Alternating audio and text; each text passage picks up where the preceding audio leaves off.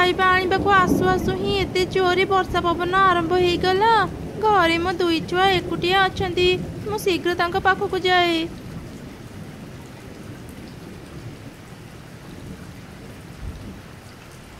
माँ माँ आसीगल। एकुटिया ना आमको भारी डर लगुला। आउ भय करेनि पिला माने, मु खाइबा आनिची। नियो खाई नियो। ए वर्षा को देखि लागुची आज आउ वर्षा छाड़िबनी। तापरी दुई छुआ खाइबा खाइले। जेतिकी समय बीतुथिला वर्षा सेतिकी जोरे पड़ुथिला। एबे कौन हेबा माँ? आम घर छत तो भांगी गला। भय करनी पिला माने, चलो आमे एबे ही घर बाहरी जिबा। ई घर केते बेले भी भांगी जिबो।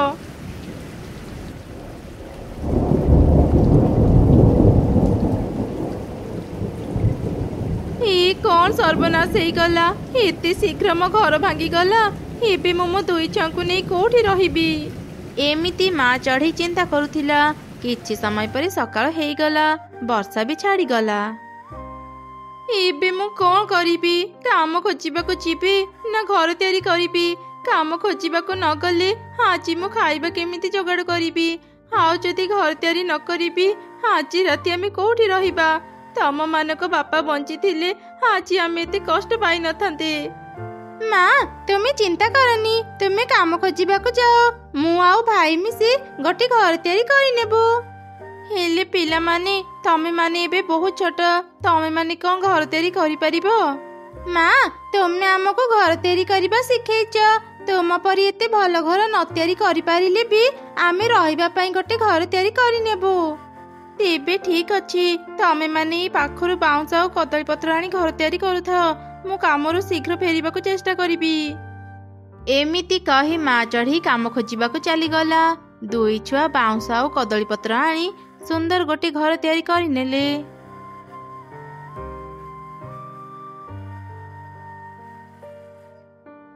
दीदी देखे आम घरटी बहुत सुंदर हेइची। माँ देखिले अनेक खुशी हेइचिबे।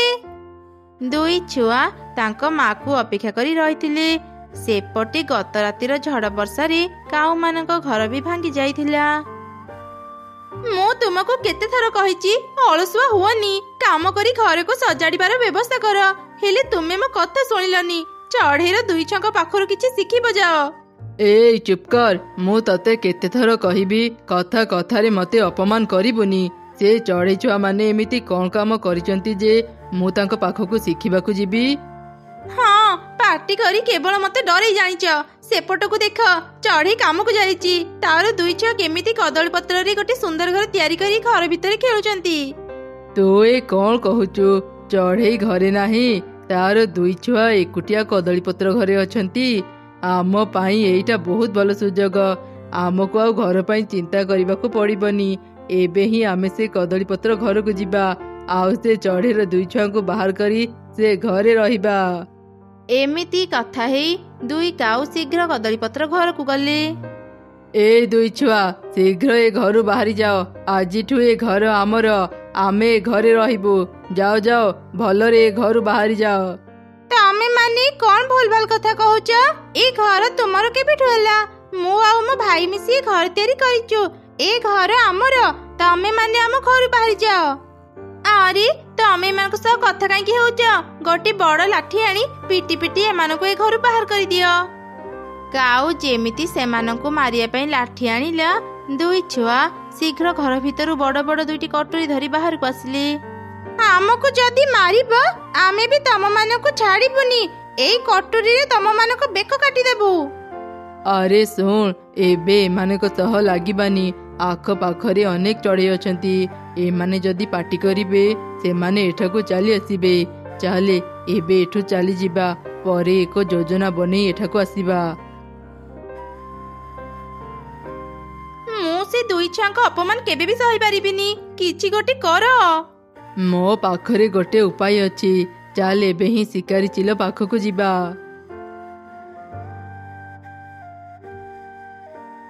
ए कौन तमे दुई जन मो घर को काहे के आसीच? मो पाखरी तम मानकर कौन काम? चिल्ला क्या? आमे तुम पाई गोटे खुशी खबर नहीं आसीचु।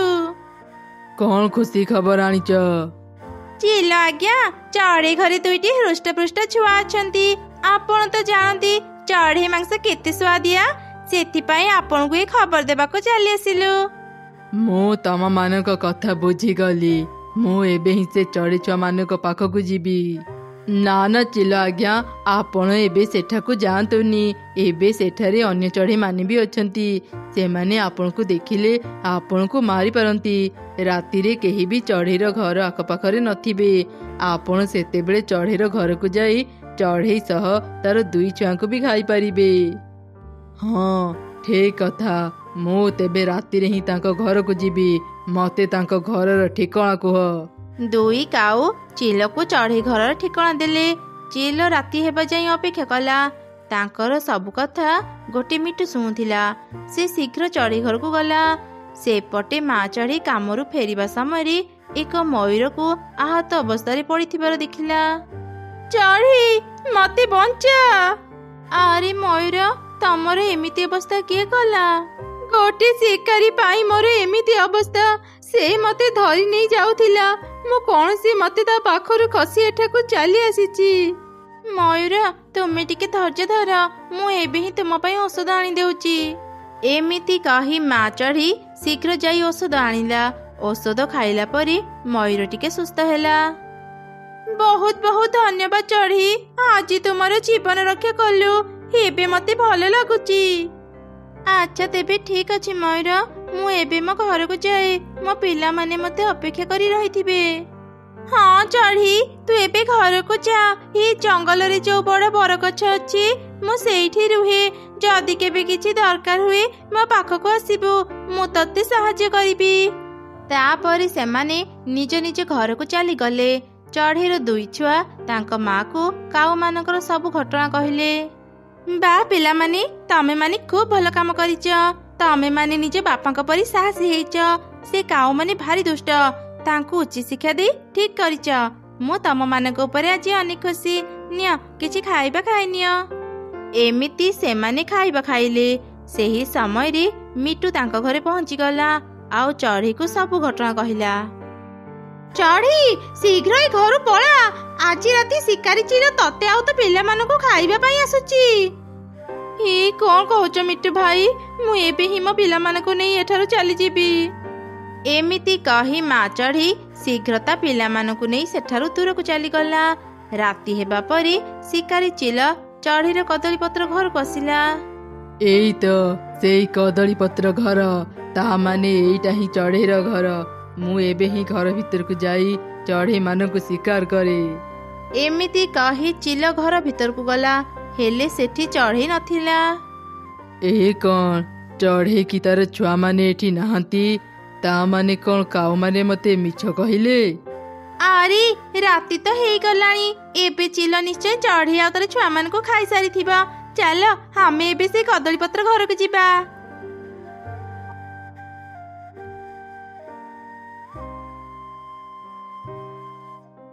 ଚିଲ ଆଜ୍ଞା, ଆପଣ ନିଶ୍ଚୟ ଚଢ଼େଇ ଆଉ ତାର ଛୁଆମାନଙ୍କୁ ଖାଇସାରିଥିବେ। ଏବେ ଆପଣ ଏଠୁ ଯାଆନ୍ତୁ, ଆମେ କଦଳୀ ପତ୍ର ଘରେ ରହିବୁ। ତମେ ମାନେ ମତେ ମିଛ କହିଛ। ମୁଁ କାହାକୁ ବି ଛାଡ଼ିବିନି। ସକାଳୁ ମୁଁ ଆଜି କିଛି ଖାଇ ନଥିଲି ଚଢ଼େଇ ଆଉ ତାର ଛୁଆଙ୍କୁ ଖାଇବା ପାଇଁ, ହେଲେ ଏଠାକୁ ଆସି ଦେଖୁଛି ଏଠି କେହି ବି ନାହାନ୍ତି। ମୁଁ ଏବେ ତମମାନଙ୍କୁ ଖାଇ ମୋ ପେଟ ପୂରେଇବି।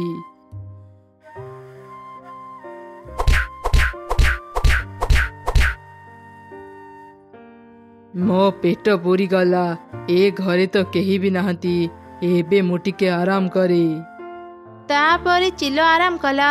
ସେପଟେ ମା ଚଢ଼େଇ ତାର ଦୁଇ ଛୁଆଙ୍କ ସହ ଗୋଟେ ଗଛ ମୂଳେ ଆଶ୍ରୟ ନେଇଥିଲା।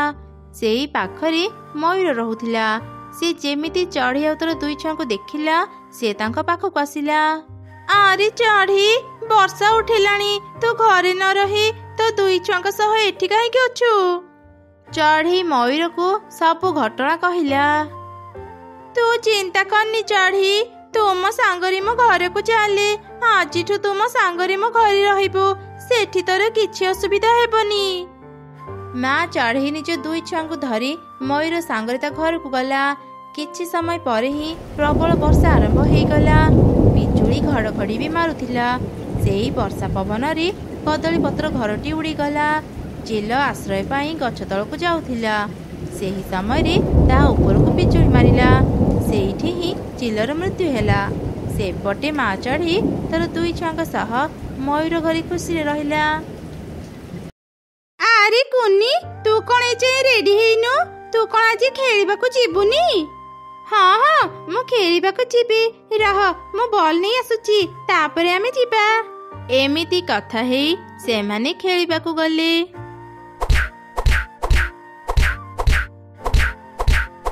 କୁନି, ଅନେକ ସମୟ ତ ଖେଳିଲେ, ଚାଲେ ବି ଝରଣା ପାଖରୁ ବୁଲି ଆସିବା।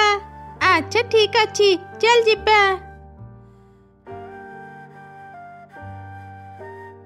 ଚିକି, କିଛି ସମୟ ପରେ ସନ୍ଧ୍ୟା ହେଇଯିବ, ଚାଲେ ବି ଘରକୁ ଯିବା। ହଁ ହଁ, ଘରକୁ ଯିବା। ହେଲେ ତୁ ଏତେ ବ୍ୟସ୍ତ କାହିଁକି ହେଉଛୁ? ମୁଁ ଏବେ ଉଡୁଛି, ତୁ ମତେ ଆଗ ଧରିକି ଦେଖା। ତୁ ଯଦି ମତେ ଧରିଦେବୁ, ମୁଁ ତୋର ଗୋଟେ କଥା ମାନିବି। ଏବେ ତୁ ମତେ ଧରିକି ଦେଖା। ଆଚ୍ଛା ଦେବେ, ମୁଁ ତତେ ଏବେ ଧରିକି ଦେଖାଉଛି। ତୁ ମତେ ଧରି ପାରିବୁନି। ରହ ରହ, ମୁଁ ଏବେ ତତେ ଧରୁଛି। ଚିକି, ମତେ ଭାରି ଥକା ଲାଗିଲାଣି, ମୁଁ ଆଉ ଉଡ଼ି ପାରିବିନି। ଏମିତି କହି କୁନି ତଳକୁ ଗଲା।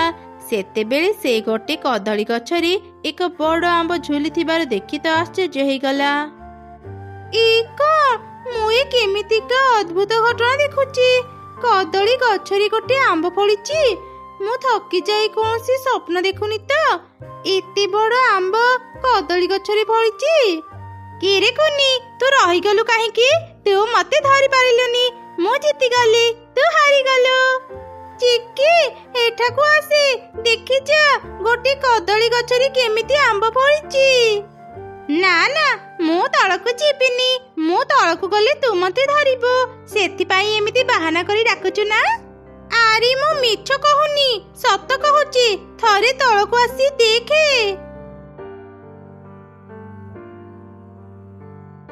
ଆରେ ସତରେ ତ, ଏତେ ବଡ଼ ଆମ୍ବ, ନିଶ୍ଚୟ ଖାଇବାକୁ ବି ମଜା ଲାଗିବ।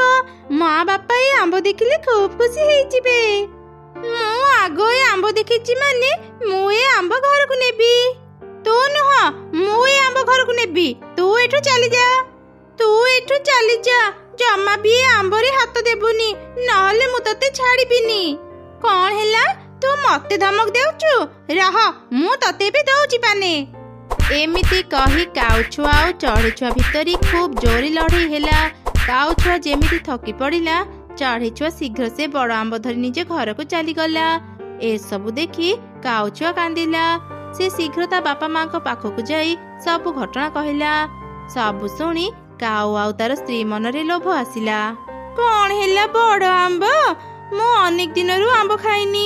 ଆରେ ଶୁଣ ନା, ଚାଲ ଆମେ ସେ ଚଢ଼େଇ ପାଖରୁ ଆମ୍ବ ନେଇ ଆସିବା। ହଁ, ତୁ ଠିକ କହିଲୁ, ଚାଲ ଯିବା। ମା, ସବୁ ତ ଶୁଣିଲ। ସେ ଚିକି ତା ବାପା ମାଙ୍କୁ ଧରି ଏଠାକୁ ଆସିବା ପୂର୍ବରୁ ଚାଲ ଆମେ ଏ ଆମ୍ବକୁ କାଟି ଖାଇନେବା। ଯେମିତି ଚଢ଼େଇ ଛୁଆ ଆମ୍ବ କାଟିବାକୁ ବାହାରିଲା, କାଉଛୁଆ ତା ବାପା ମାଙ୍କୁ ଧରି ସେଠି ପହଞ୍ଚିଗଲା। ରହିଛ ବଦମାସ ଛୁଆ, ମୋ ଝିଅ ପାଇଥିବା ଆମ୍ବକୁ ତୁ କାଟୁଛୁ? ତୁ ଆମକୁ ସେ ଆମ୍ବ ଦେଇଦେ। ନା, ଏ ଆମ୍ବ ମୋ ଝିଅ ପାଇଛି ମାନେ ଏ ଆମ୍ବ ଆମର। ତମେ ମାନେ ଆମକୁ ଧମକ ଦିଅନି, ଏ ଆମ୍ବ ଆମେ ଖାଇବୁ।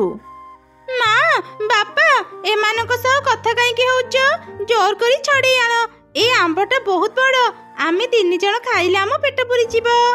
ମା, ଏ ଆମ୍ବ ଏମାନଙ୍କୁ ଦିଅନି, ଶୀଘ୍ର ଆମ୍ବଟାକୁ ଲୁଚେଇ ଦିଅ। ଲୁଚେଇକି କିଛି ଲାଭ ନାହିଁ। ଚଢ଼େଇ, ତୁ ଭଲରେ ଆମକୁ ସେ ଆମ୍ବ ଦେଇଦେ, ନହେଲେ। ନା, ମୁଁ ଜମା ବି ଦେବିନି। ଦରକାର ହେଲେ ମୁଁ ମୁଖିଆଙ୍କ ପାଖକୁ ଯିବି, ତଥାପି ତମମାନଙ୍କୁ ମୁଁ ଏ ଆମ୍ବ ଦେବିନି। କଣ ହେଲା, ତୁ ଆମକୁ ଭୟ ଦେଖାଉଛୁ? ଏବେ ଦେଖ ଆମେ ତୋର କଣ ଅବସ୍ଥା କରୁଛୁ। ଏମିତି କହି କାଉ ଆଉ ଚଢ଼େଇ ଭିତରେ ଲଢ଼େଇ ହେଲା। ମା ଚଢ଼େଇ କାଉମାନଙ୍କ ସହ ଲଢ଼େଇରେ ପାରିଲାନି। କାଉମାନେ ଚଢ଼େଇ ପାଖରୁ ଆମ୍ବ ଛଡ଼େଇକି ନେଇଗଲେ। ମୁଁ କେତେ କଷ୍ଟରେ ଗୋଟେ ଆମ୍ବ ପାଇଥିଲି, ସେମାନେ ମୋ ଆମ୍ବ ନେଇଗଲେ। ଜାଣିଛ ମା, ମତେ ଆମ୍ବ ଖାଇବାକୁ ଆଜି ଭାରି ଇଚ୍ଛା ହେଉଥିଲା। କାନ୍ଦିରେ ମା, ଏ ଆମ୍ବ ପାଇଁ ତ କାଉ ମାନେ ମତେ ଏବେ ମାରି ଦେଇଥାନ୍ତେ। ମୁଁ ତତେ ବଜାରରୁ ଆମ୍ବ କିଣିକି ଆଣିଦେବି, ତୁ ଜମା ମନ ଦୁଃଖ କରନି। ଏମିତି ଶୁଣି ଚଢ଼େଇ ଛୁଆ କାନ୍ଦ ବନ୍ଦ କଲା। ସେପଟେ ଗୋଟେ ପିଶାଚି କଦଳୀ ଗଛ ପାଖକୁ ଆସି ଦେଖିଲା ସେଠି ତା ବଡ଼ ଆମ୍ବ ନାହିଁ। ଏ କଣ? ଏମିତି ହେଇପାରିବନି। ମୋ ଆମ୍ବକୁ କିଏ ଚୋରି କରି ନେଲା? ଅଳ୍ପ ସମୟ ପାଇଁ ମୁଁ ପାଣି ପିଇବାକୁ ଯାଇଥିଲି, ସେହି ଭିତରେ ମୋ ଆମ୍ବ ଚୋରି ହେଇଗଲା। ସେ ଆମ୍ବରେ ମୋର ସବୁ ଶକ୍ତି ଅଛି। ଯିଏ ବି ସେ ଆମ୍ବ ନେଇଛି ମୁଁ ତାକୁ ଛାଡ଼ିବିନି ମୁଁ ତାକୁ। ଏମିତି କହି ପିଶାଚି ଧ୍ୟାନ କଲା, ଆଉ ସେ ଜାଣିଗଲା କାଉ ମାନଙ୍କ ପାଖରେ ତା ଆମ୍ବ ଅଛି। ସେ ଶୀଘ୍ର ତାଙ୍କ ପାଖକୁ ଗଲା। ସେପଟେ ବାପା ମା, ମୁଁ ଆଜି ବହୁତ ଖୁସି। ଆମେ କୁନି ପାଖରୁ ଆମ୍ବ ଛଡେଇ ଆଣି ବହୁତ ବଢିଆ କଲେ। ଏବେ ଯାଅ ମା, ଶୀଘ୍ର ଏ ଆମ୍ବ କାଟିକି ଆଣ। ଆମ୍ବ ଦେଖି ମୋ ଭୋକ ବଢିଗଲାଣି। ଯେମିତି କାଉର ସ୍ତ୍ରୀ ଆମ୍ବ କାଟିବାକୁ ଗଲା, ପିଶାଚି ସେଠାକୁ ଚାଲି ଆସିଲା। ଏଇ ଜମା ବି ଆମ୍ବରେ ହାତ ଦେନି। ମୋ ଆମ୍ବର କିଛି ହେଲେ ମୁଁ ତତେ ଛାଡ଼ିବିନି। ଭଲରେ ମତେ ମୋ ଆମ୍ବ ଫେରେଇ ଦେ। କେତେ କଷ୍ଟ କରି ଆମେ ଏବେ ଆମ୍ବ ଆଣିଲୁ, ଆଉ ଇଏ ଆମକୁ ଆସି ଆମ୍ବ ମାଗୁଛି। କିଏ ରେ ତୁ? ଭଲରେ ଏଠୁ ଚାଲିଯା, ନହେଲେ ମୋ ଶକ୍ତିଶାଳୀ ସ୍ୱାମୀ ଚଢ଼େଇ ପରି ତତେ ବି ମାରିବେ। ମୁଁ ଚଢ଼େଇ ନୁହଁ ଯେ ତୋ ସ୍ୱାମୀ ମତେ ମାରିବ। ମୁଁ ଏ ଆମ୍ବର ମାଲିକ। ମୁଁ ହେଉଛି ପିଶାଚି। କଣ ହେଲା? ତୁ ଗୋଟେ ପିଶାଚି? ବଞ୍ଚାଅ, ମତେ କେହି ବଞ୍ଚାଅ। ପିଶାଚି ଘରକୁ ଆସିଛି। ଆରେ କିଏ କୁଆଡେ ଗଲ? ଆରେ କଣ ହେଲା? ତୁ ଆମ୍ବ ନ କାଟି ଏମିତି ପାଟି କାହିଁକି କରୁଛୁ? ଆମ୍ବ କେମିତି କାଟିବି? ଆମ୍ବର ମାଲିକ ଏଠାକୁ ଚାଲି ଆସିଛି। ଏଇ ଦେଖ ପିଶାଚି। କଣ ହେଲା? ଏ ଆମ୍ବର ମାଲିକ ପିଶାଚି? ଆମେ ପିଶାଚିର ଆମ୍ବ ନେଇ ଆସିଛେ। ପିଶାଚି ଆଜ୍ଞା, ଆମକୁ ଛାଡ଼ି ଦିଅ। ଆମେ ଆମ୍ବ ଆଣିନୁ, ଚଢ଼େଇ ଆମ୍ବ ଆଣିଛି। ଚୁପ୍ କର ତମେ ମାନେ। ମୁଁ ନିଜ ଆଖିରେ ଦେଖୁଛି ତମେ ମାନେ ମୋ ଆମ୍ବ ଆଣି ଏଠି କାଟୁଛ, ଆଉ ମତେ ମିଛ କହୁଛ। ରୁହ, ମୁଁ ଏବେ ତମ ମାନଙ୍କୁ ଶାସ୍ତି ଦେଉଛି। ଏମିତି କହି ପିଶାଚି ତା ଯାଦୁ ଶକ୍ତିରେ ଗୋଟେ ବଡ଼ ଜୋତା ଆଣି କାଉ ମାନଙ୍କୁ ପିଟିଲା। ତାପରେ ସେ ତା ଆମ୍ବକୁ ନେଇ ସେଠାରୁ ଚାଲିଗଲା। ସେପଟେ ମା ଚଢ଼େଇ କୁନି ପାଇଁ ବଜାରରୁ କିଛି ଆମ୍ବ କିଣି ଆଣିଲା। ଆମ୍ବ ଦେଖି କୁନି ଖୁବ ଖୁସି ହେଇଗଲା, ଆଉ ଖାଇଲା। ଆରେ ଏତେ ସୁନ୍ଦର ବାକ୍ସକୁ ଏଠି କିଏ ପକେଇଛି? ମୁଁ ଖୋଲିକି ଦେଖେ ବାକ୍ସ ଭିତରେ କଣ ଅଛି।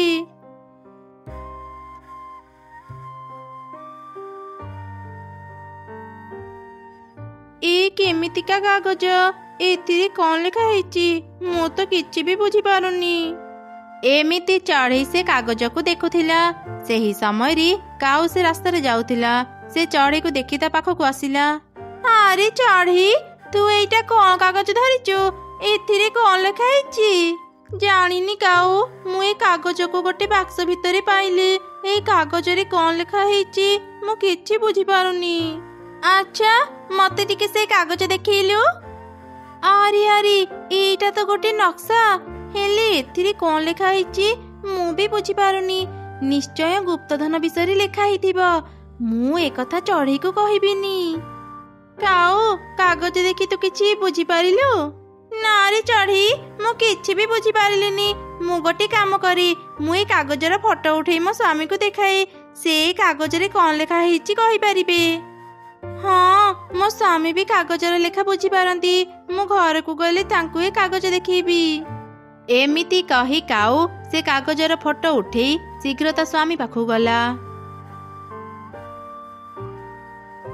ଆରେ ଶୁଣ, ମୁଁ ଗୋଟେ ଖୁସି ଖବର ନେଇ ଆସିଛି। କଣ ଖୁସି ଖବର ଆଣିଛୁ? ତୁ ସତ କହୁଛୁ? ତୁ ଗୁପ୍ତଧନର ନକ୍ସା ପାଇଛୁ? ଆମେ ଯଦି ସେ ଗୁପ୍ତଧନ ପାଇଯିବା, ଆମେ ଅନେକ ଧନୀ ହେଇଯିବା। ତା ତ ହେବା, କିନ୍ତୁ ଚଢ଼େଇ ମାନେ ନକ୍ସା ବୁଝି ସେ ଜାଗାକୁ ଯିବା ପୂର୍ବରୁ ଆମେ ଆଗ ସେ ଜାଗାକୁ ଯିବା, ଆଉ ସେ ଗୁପ୍ତଧନ ନେଇ ଆସିବା। ହଁ, ତୁ ଠିକ କହିଲୁ। ରହ, ମୁଁ ଏବେ ଦୋକାନ ବନ୍ଦ କରୁଛି, ତାପରେ ଆମେ ସେଠାକୁ ଯିବା। ତାପରେ କାଉମାନେ ଦୋକାନ ବନ୍ଦ କରି ନକ୍ସା ଦେଖି ଦେଖି ଆଗକୁ ଗଲେ। କିଛି ଦୂର ଗଲା ପରେ ସେମାନେ ଏକ ବୁଢ଼ା ଚଢ଼େଇକୁ ଦେଖିଲେ। ବୁଢ଼ା ଚଢ଼େଇ ଯେମିତି କାଉମାନଙ୍କୁ ଦେଖିଲା ସେ ତାଙ୍କ ପାଖକୁ ଆସିଲା।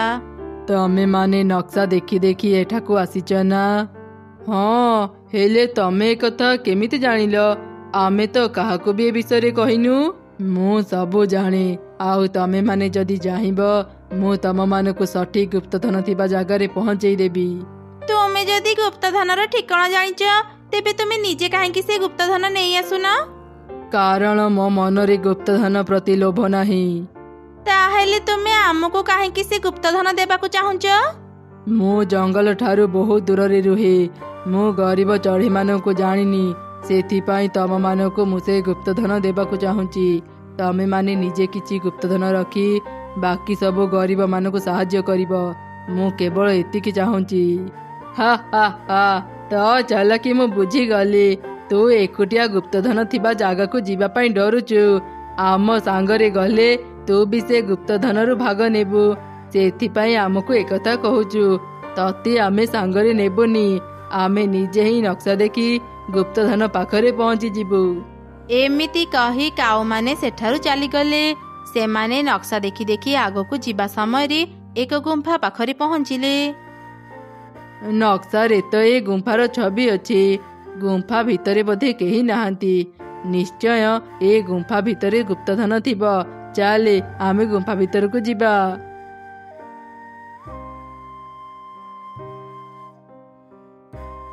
ଆରେ, ଏ ଗୁମ୍ଫା ଭିତରଟାକୁ ଦେଖି ଲାଗୁଛି କିଏ ଏଠି ଆଗରୁ ରହୁଥିଲା। ତୁ ସେପଟେ ଖୋଜି ଦେଖେ, ମୁଁ ଏପଟେ ଖୋଜୁଛି। ଏମିତି ସେମାନେ ସବୁ ଜାଗା ଭଲ ଭାବରେ ଖୋଜିଲେ, ହେଲେ କୋଉଠି ବି ଗୁପ୍ତଧନ ପାଇଲେନି। ଗୁପ୍ତଧନ ପାଇବା ଲୋଭରେ ମୁଁ ତୋ ସହ ଏଠାକୁ ଆସି ବେକାରେ ମୋ ସମୟ ନଷ୍ଟ କଲି। ଦୋକାନ ଯଦି ଖୋଲିଥାନ୍ତି କିଛି ଟଙ୍କା ହେଲେ ପାଇଥାନ୍ତି। ମୁଁ କଣ ଜାଣିଥିଲି ଏଠି ଗୁପ୍ତଧନ ପାଇବେନି? ଯଦି ଆଗରୁ ଜାଣିଥାନ୍ତି ଏଠି ଗୁପ୍ତଧନ ମିଳିବନି ମୁଁ କେବେ ବି ଏଠାକୁ ଆସିନଥାନ୍ତି। ଥାଉ ଥାଉ, ତତେ ଆଉ କିଛି କହିବା ଦରକାର ନାହିଁ। ଚାଲ ଏବେ ଏଠୁ ଯିବା। ରାସ୍ତାରେ ମୁଁ ଯଦି ସେ ବୁଢ଼ା ଚଢ଼େଇକୁ ପାଇବି ତାକୁ ଉଚିତ ଶିକ୍ଷା ଦେବି। ସେ ବି ମତେ ମିଛ କହିବାକୁ ସାହସ କଲା।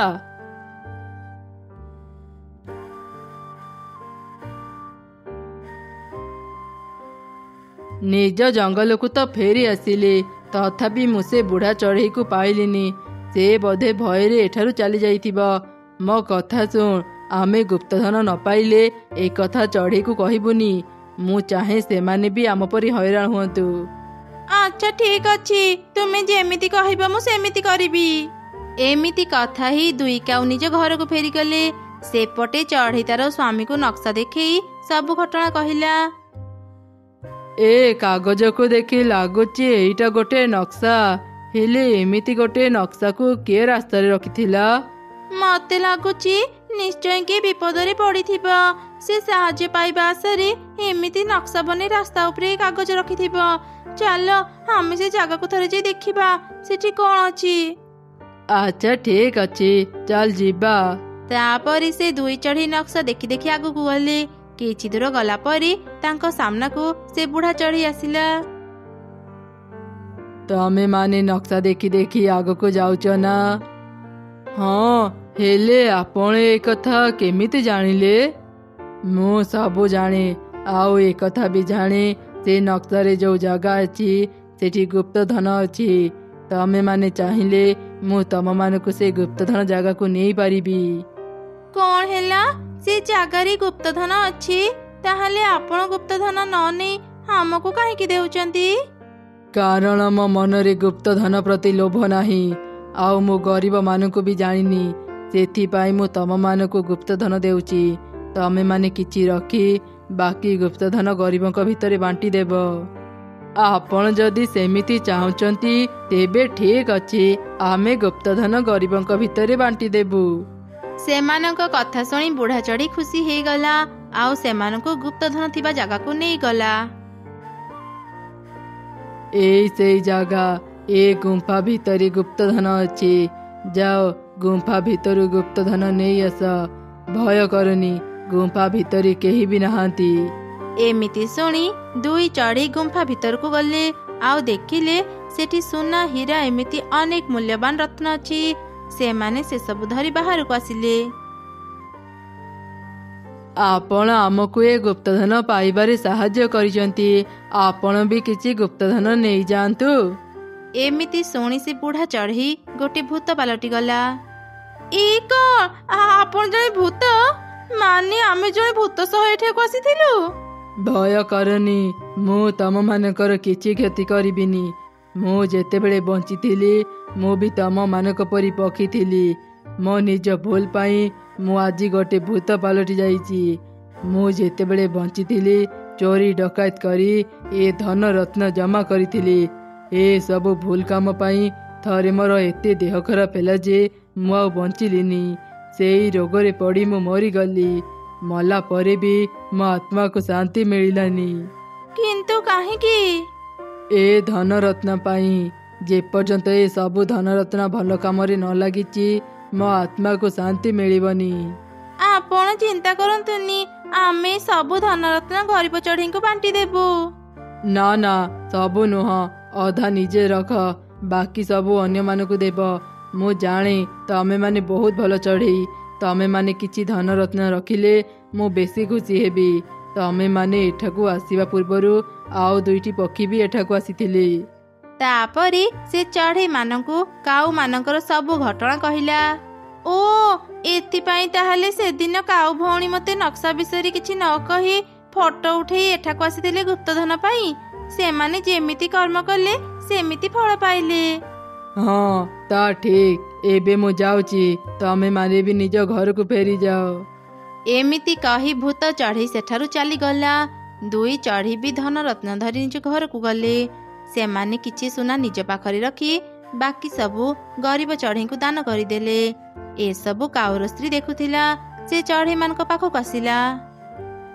ଆରେ, ତମେମାନେ ଏତେ ଧନ ସମ୍ପତ୍ତି କୋଉଠୁ ପାଇଲ ଯେ ଗରିବ ମାନଙ୍କୁ ସାହାଯ୍ୟ କରୁଛ? 2 ଚଢ଼େଇ ତାକୁ ସବୁ ଘଟଣା କହିଲେ। ସବୁ ଶୁଣି କାଉ ମନ ଦୁଃଖରେ ନିଜ ଘରକୁ ଗଲା ଆଉ ତାର ସ୍ୱାମୀକୁ ସବୁ କଥା କହିଲା। ସବୁ ଜାଣି 2 କାଉ ନିଜ ଲୋଭ ପାଇଁ ଅଫସୋସ କରୁଥିଲେ।